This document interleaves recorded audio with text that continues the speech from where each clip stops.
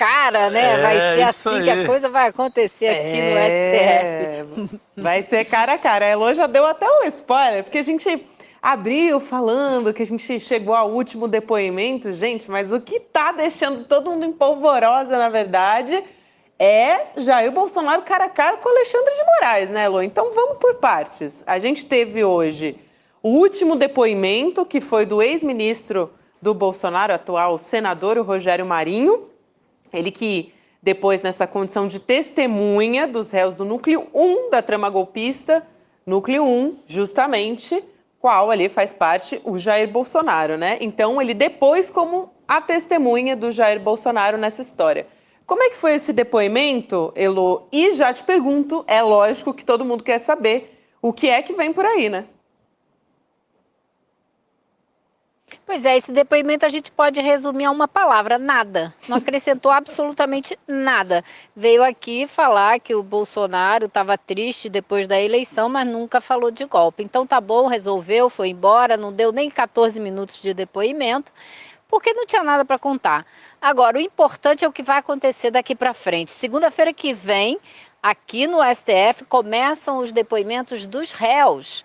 E o ministro Alexandre de Moraes anunciou que todos eles têm que estar presentes, com uma única exceção, que é o Braga Neto, porque ele está preso no Rio de Janeiro, então ele é o único que fará o seu depoimento por teleconferência.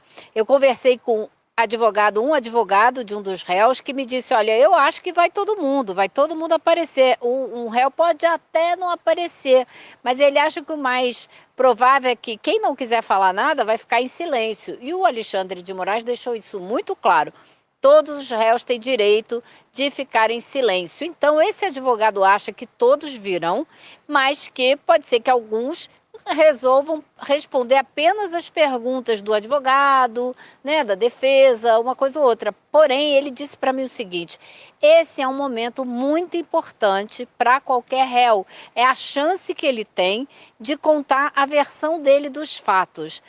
Minha avaliação, que sou tirei o curso à distância de advocacia, mentira, não tirei curso nenhum. Sou apenas uma jornalista, mas eu acho que muitos deles, quanto mais eles falaram, pior vai ficar. Então, acho que muitos deles talvez fiquem calados para o bem deles. Vocês se lembram da CPI, a CPMI aqui em Brasília, no Congresso? O Heleno foi depor. E quanto mais ele falou, pior ficou, porque ele é esquentadinho. Ele perde a paciência, acaba falando que não deve. Então, eu acho que isso vai ser uma regra quase geral, a não ser para os muito calmos, que estiverem muito bem preparados. O interessante é o fato de ser presencial. Esse advogado estava bastante irritado, dizendo que isso é um absurdo, que tinha que ter por teleconferência, porque ninguém quer sentar na sala da primeira turma, com toda aquela pompa e circunstância, com todos os ministros da primeira turma presentes, os 5, e depor intimida muito. Então é melhor que a pessoa esteja muito segura da verdade que ela estiver falando, porque senão pode se complicar um bocado. Alexandre de Moraes reservou a segunda-feira, o dia inteiro, até 8 horas da noite, para esses depoimentos. E eu estou achando que ele acredita que pode terminar tudo num dia só. Porque depois ele falou assim: se for preciso, teremos a terça-feira, parte da manhã de quarta, o dia inteiro de quinta-feira, e assim vai. Mas eu acho que ele está esperando terminar isso, muito provavelmente, na própria segunda-feira. Vamos ver, né? Agora, amanhã começa a sair os vídeos de todas essas testemunhas. Olha, que eu tô aqui acompanhando e contando para vocês, porque a gente não podia mostrar, mas agora teremos vídeo de todos eles. Daí é lógico que aqui no ICL a nossa equipe vai assistir esses vídeos e vai trazer os trechos, né? Porque temos aí o compacto dos melhores momentos. Claro. É imperdível, né? A PEC, né? PEC dos melhores momentos. Você tem muita coisa boa para ver. Agora, em relação a esse momento dramático, né? Xandão e Bolsonaro, Olha, eu aposto mais no silêncio do Bolsonaro. Porque por mais que ele tenha ensaiado uma versão, ele não é muito bom em contar uma história. Ele acaba entrando em contradição, ou se irrita. Se eu fosse advogado dele, que graças a Deus não serei nunca, eu optaria pelo silêncio. Silêncio estratégico, me reservo, diante da lei, a me colocar em silêncio e seja o que Deus quiser. Porque é mais jogo para ele o silêncio do que qualquer tentativa de recontar essa história. Mas para a base de apoio, como é que fica essa imagem? Para a base de apoio fica a imagem de um covarde. Exato. A imagem é de um covarde. Porque nas redes sociais, fala grosso. Se ele vai fugir do enfrentamento dramático, melhor do que qualquer novela vale tudo dessa vida, se ele vai fugir disso, pro seguidor mais fanático, vai passar a imagem que, pô, meu representante ali é fraco, não foi pro jogo, não foi pro enfrentamento. Pega mal. Mas, pensando em uma defesa técnica, fria, pensando no futuro, para não se autoincriminar, é mais jogo o silêncio. Entrar mudo e sair calado. Aplicar o velho método do peixe.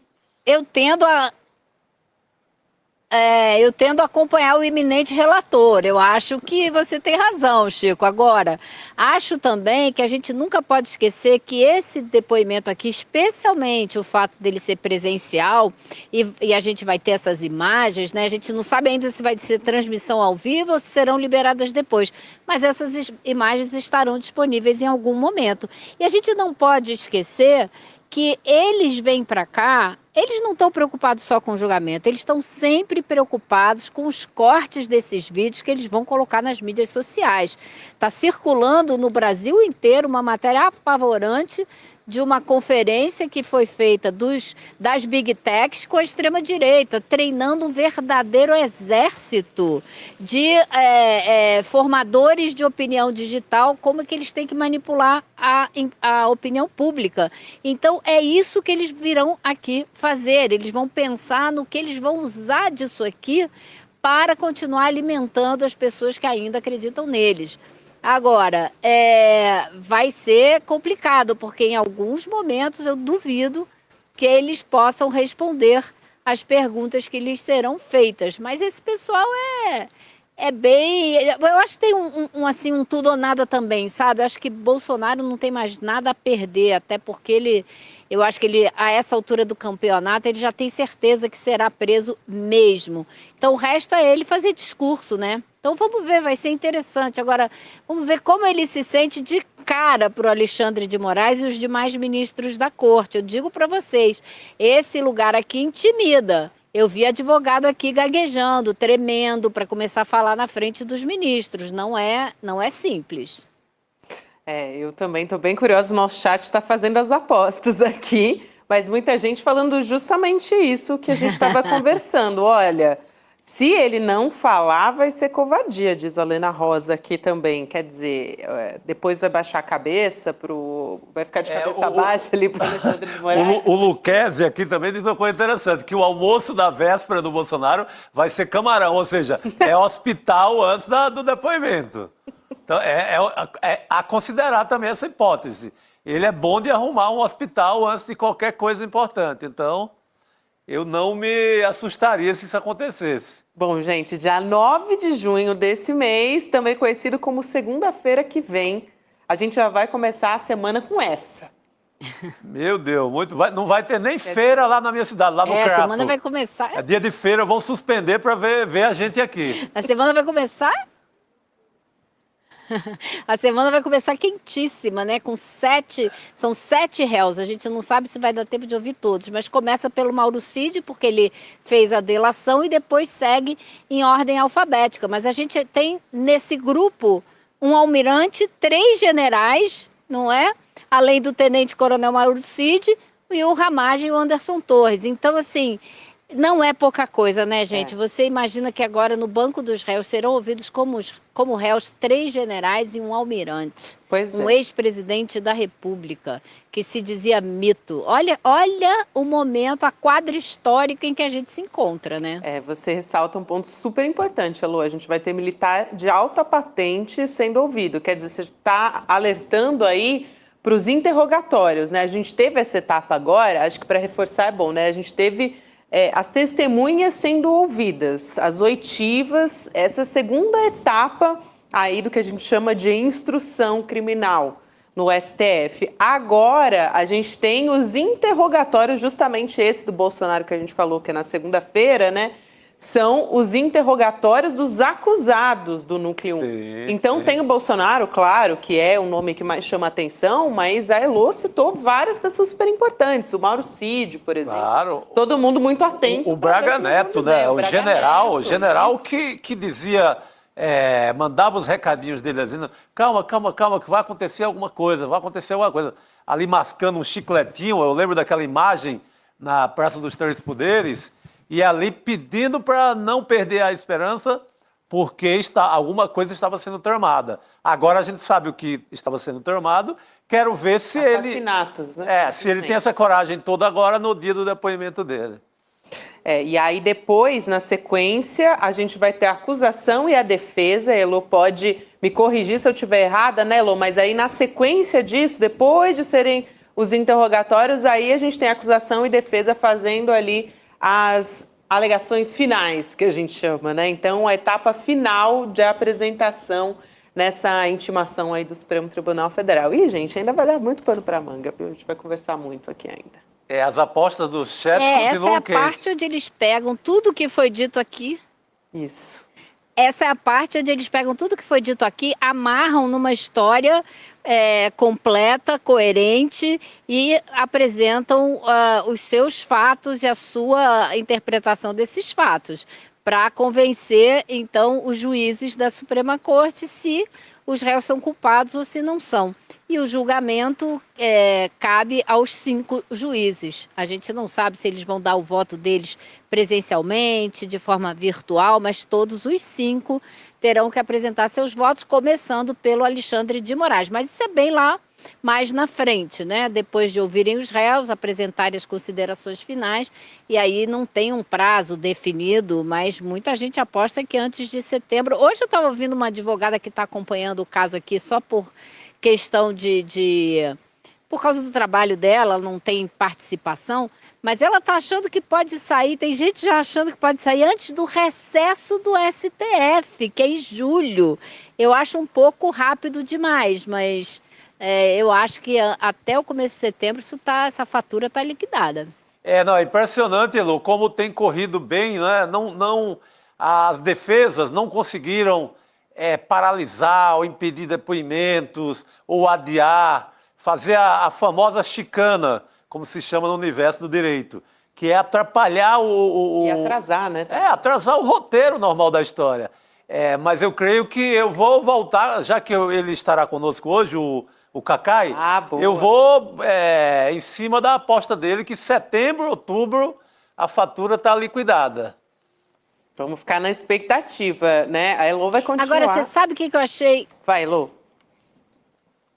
Acompanhando, com certeza. Sabe o que eu achei impressionante? Depois de ouvir todas essas testemunhas, eu não vi nenhuma testemunha que viesse aqui trazer um fato, uma prova, um discurso, algo consistente que livrasse o réu que ela veio aqui defender. Não vi nenhuma. As testemunhas todas da defesa que eu vi vieram aqui falar no caráter, no histórico da pessoa, trabalhou com ela, conhece há muitos anos, conhece a família e tal.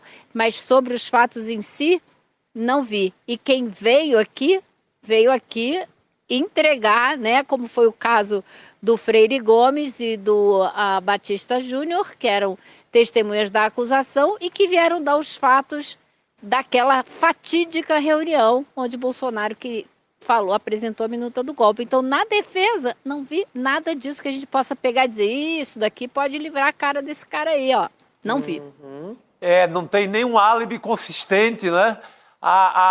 O máximo que eu vi foi a lorota que o Braga Neto estaria jogando vôlei lá em Copacabana no dia 8 de janeiro. Gente, mas isso foi tramado antes. Então, não há nada de relevância, nenhum álibi, um ensaio de álibi que diga, não, esse cara estava fora dessa mesa, ele não estava no dia que foi apresentada a minuta do golpe.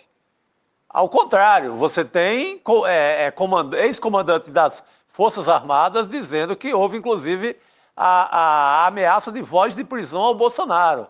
Então você não tem nenhuma narrativa, como dizem eles, que faça a gente acreditar que não houve a tentativa de golpe. Nada forte. Zero. Cada vez mais forte agora que a gente teve essa fase dos depoimentos também, ainda mais forte isso que você está falando, Chico.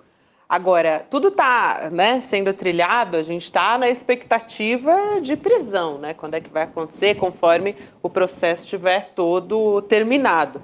Agora, a gente está falando de uma expectativa de prisão, sabe quem é que está solto? Eu queria propor aqui uma mudança de pauta, mas também é importantíssimo a gente ficar sabendo disso. Aquele bolsonarista, o George Washington, vocês lembram disso? Muito. Aquele que foi condenado a 9 anos e 8 meses de prisão pelos crimes de explosão e porte ilegal de arma. Vou te lembrar dessa história, foi aquele caso da bomba perto do aeroporto. Então, aliás, sorte que ela não explodiu, né? Porque ela foi acionada, mas ela não explodiu. Mas ele foi preso na noite de Natal até, lá em 2022, depois que ele confessou ter feito a bomba, que foi colocada num caminhão-tanque lá em Brasília, perto desse aeroporto, que é o aeroporto Juscelino Kubitschek. E aí o plano era gerar uma onda de pânico, né? Sim. De fato, ali, obrigando as Forças Armadas a agir. Ele queria, é lógico, no final das contas, impedir a posse do presidente Lula, né? Que aconteceria ali na semana seguinte, Elô. Agora, o que todo mundo quer saber é como é que ele conseguiu sair tão cedo da prisão, já que ele tinha sido, aliás, ele foi condenado a 9 anos e 8 meses, aqui reforçando, de prisão. Pois é, Gabi, o que acontece é que ele nunca foi condenado por terrorismo. Se ele tivesse sido condenado por terrorismo, a sentença dele ia ser muito maior e até ele conseguir uma redução de pena ia demorar mais tempo. Mas como ele foi para a cadeia, fez cursos, leu livros e se comportou direitinho, ele foi conseguindo redução de pena. Teve uma decisão do presidente Lula que deu redução de pena para várias pessoas do 8 de janeiro e ele pegou também essa onda. Então, nessa de foi reduzindo, ele conseguiu a liberdade condicional, saiu. Hoje, ele não tem nem tornozeleira eletrônica. Ele mora aqui em Brasília, porque ele tinha que ter um endereço aqui, e essa é a parte da história que a revista Veja levantou e que é absolutamente estarrecedora. Ele conseguiu morar na casa de uma aposentada de mais de 70 anos, que não conhecia ele, não sabia quem ele era, mas que alguém falou com ela para dar acolhida para ele. Imagina se você é uma aposentada de mais de 70 anos e alguém fala, olha, tem um cara que está saindo da prisão agora, que tentou detonar um caminhão, deixa ele ficar aí na sua casa. Aí fica, claro, pode vir tranquilo, recebo numa boa. É bem esquisito. E a outra parte que também é muito estranha é que ele conseguiu imediatamente um emprego num laboratório que diz que faz um trabalho de ressocialização de ex-presidiários. Acontece que ele é o primeiro dessa empresa a ter sido contratado nessa situação. E o que é muito curioso é que o George Washington, ele disse em depoimento que ele era ligado a um general. Só que ele nunca disse o nome do general. E aí, eu conversei com uma pessoa que teve acesso a toda a documentação desses processos e olhou cuidadosamente, fez um cruzamento de dados. Vejam vocês. Vocês sabem que é o general Mário Fernandes, que já foi, né, dos Kids Pretos, e ele teria coordenado, ele era o contato entre os manifestantes e as forças e os golpistas.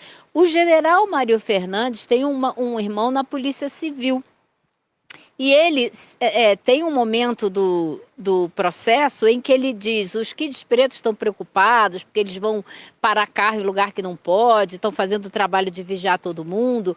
E e falam com ele, olha só, a gente pode ser multado, os carros podem ser multados. Ele falou, não, peraí, eu vou conversar com meu irmão que é da Polícia Civil, ele tem contato no Detran, pode ser que ele resolva isso pra gente, ele vai resolver, beleza e tal. Então, fica estabelecido que o general Mário Fernandes ele está sendo, né, questionado, julgado, porque ele era o cara de contato dos Kids Pretos e dos manifestantes. Agora, essa pessoa com que eu falei descobriu outra coisa, A Polícia Federal fez um levantamento das câmeras aqui de Brasília, de todas as câmeras, e inclusive de um sistema que pega a placa do carro, e acompanhou vários carros.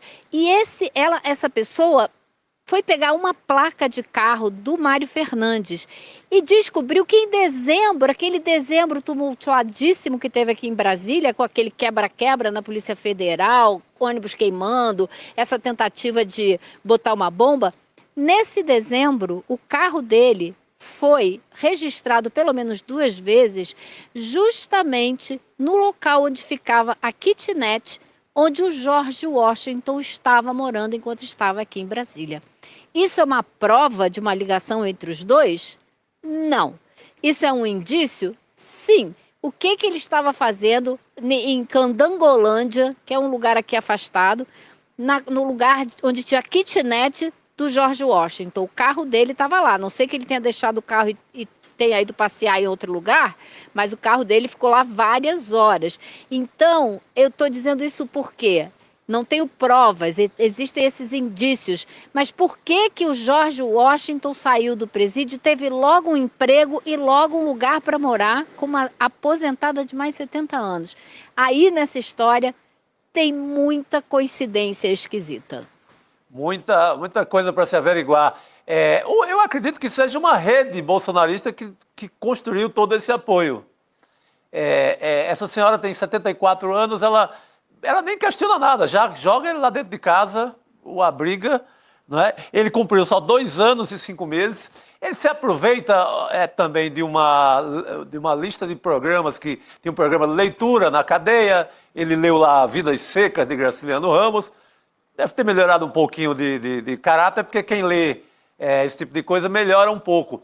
Mas nada justificaria esse senhor que leva 60 mil litros de querosene dentro desse caminhão. Ele era dono, tem que lembrar que ele era dono de um posto de gasolina no Pará.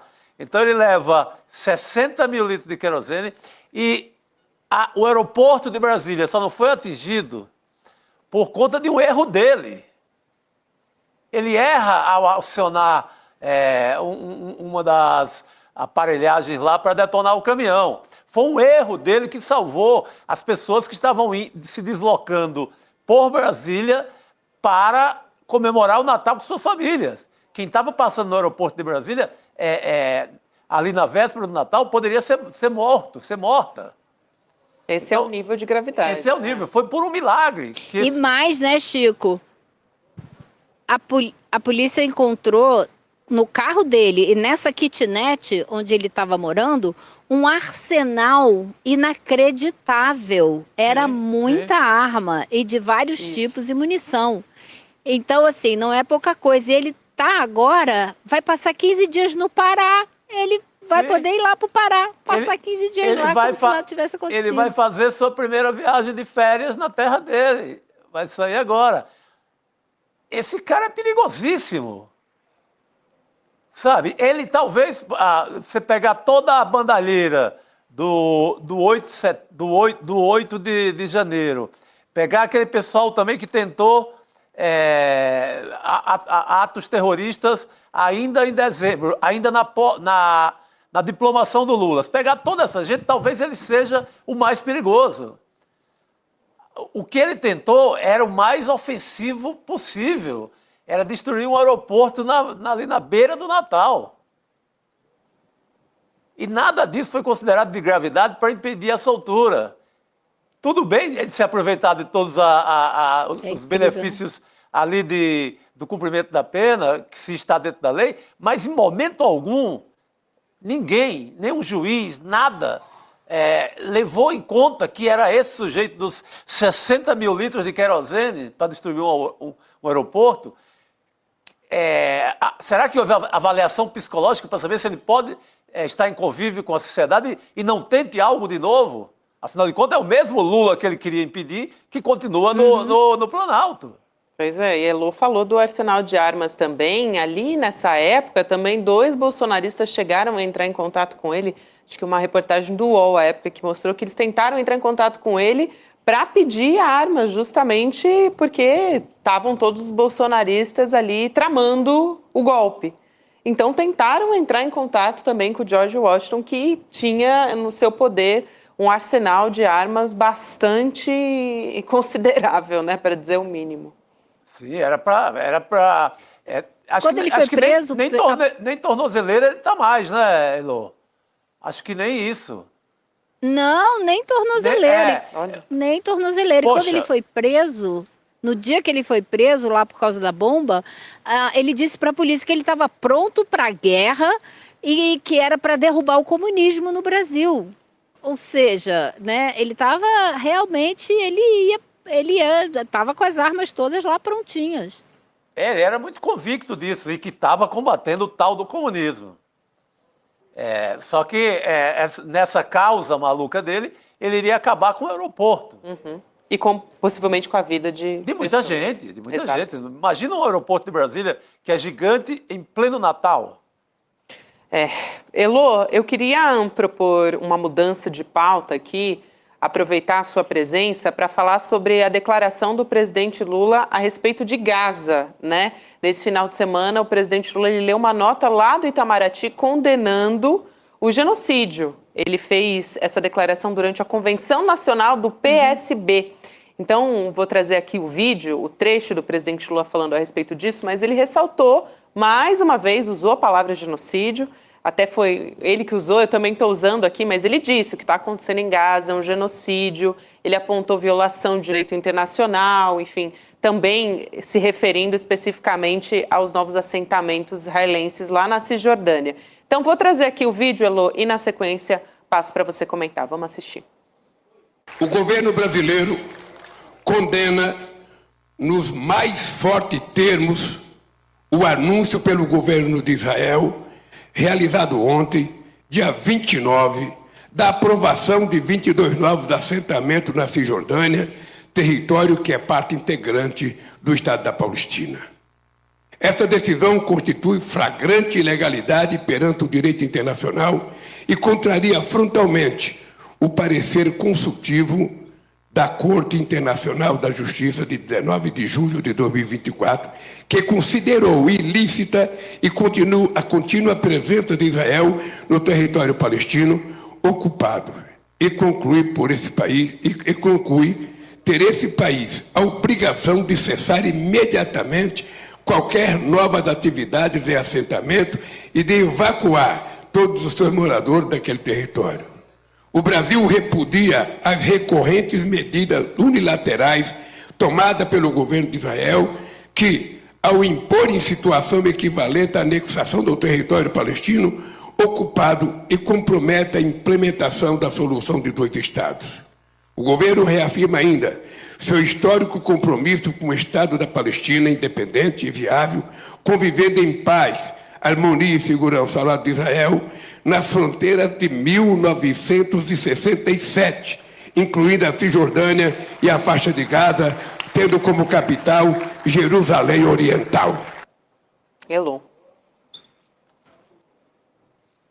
Olha, eu vou te falar, Gabi, eu vi umas imagens que um amigo meu fez, ele estava na plateia e ele filmou a plateia. Bom, o presidente Lula foi ovacionado, apesar da reação dividida do palco onde ele estava, porque ele estava sentado ao lado, de um lado estava Hugo Motta e o Siqueira, que foi o presidente do PSB, já não é mais, e que é conhecido.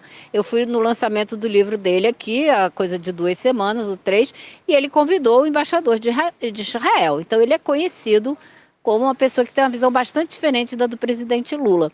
Mas algumas pessoas do palco se levantaram e acompanharam a plateia, e a Janja, a primeira-dama, foi uma delas, que de braços levantados gritaram Palestina livre e ovacionaram o presidente Lula por essa fala. E eu achei muito significativo que não foi uma fala de improviso, foi um texto do governo brasileiro que está aqui no meu telefone, porque eu recebo os comunicados do governo brasileiro, e que ele leu. Então é uma decisão do governo brasileiro de realmente falar de uma maneira mais forte, mais incisiva e repudiar o que o governo de Israel vem fazendo. Acho isso muito promissor, acho que é por aí mesmo que deve seguir e deve aprofundar. E eu acho que o presidente Lula fazer uma declaração dessa tem o potencial de continuar pressionando o resto do mundo, especialmente a Europa, a mudar sua posição. A gente já vem observando algumas mudanças e que estão sendo provocadas por fortes manifestações populares, mas a gente tem que ir mais adiante. E não é fácil, porque o governo de Israel pressiona, faz campanha. Saíram agora 2 notícias hoje impressionantes. Uma delas do New York Times, falando de um projeto feito pelaquela fundação que fez o mesmo projeto 2025, absurdo que o Trump já está cumprindo, de extrema-direita, também fez um projeto para desacreditar o movimento de apoio aos palestinos, querendo chamar tudo de Hamas, dizer que é tudo pró-Hamas, que é o que eles fazem, eles usam a linguagem para deslegitimar as causas que estão aí nas ruas. Então, esse projeto começou uma força-tarefa logo depois do 8 de setembro, quando houve aquele ataque do Hamas, para fazer essa mudança na maneira de falar. E outra notícia que eu fiquei assim chocada, foi vazada por um site muito bom que tem lá nos Estados Unidos, chamado The Gray Zone, que fala do conluio entre os promotores, a Procuradoria-Geral Britânica, com o governo de Israel, para ajudar a transformar manifestantes e ativistas em terroristas. Então, ativistas que fazem ações contra o genocídio são agora taxados de terroristas e assim serão e estão sendo julgados na Grã-Bretanha, tudo em conluio com o governo de Israel. Então, para vocês terem uma ideia de que a briga não é fácil, mas é uma briga que precisa ser travada, e eu achei muito promissor o discurso do presidente Lula. Elo, muito obrigada, super importante você ter citado também essa reportagem do The Gray Zone, a gente também tinha separado aqui, porque o Brasil é um dos únicos países que tem se levantado. Agora, mais fortemente, a gente tem outros países se unindo a isso, ainda bem, mas a gente precisa de mais, né? A gente precisa de embargo econômico, a gente precisa de muito mais ainda. Obrigada, Elo. Bom trabalho para você aí em Brasília, querida. Boa noite, pessoal. Boa noite, Elô.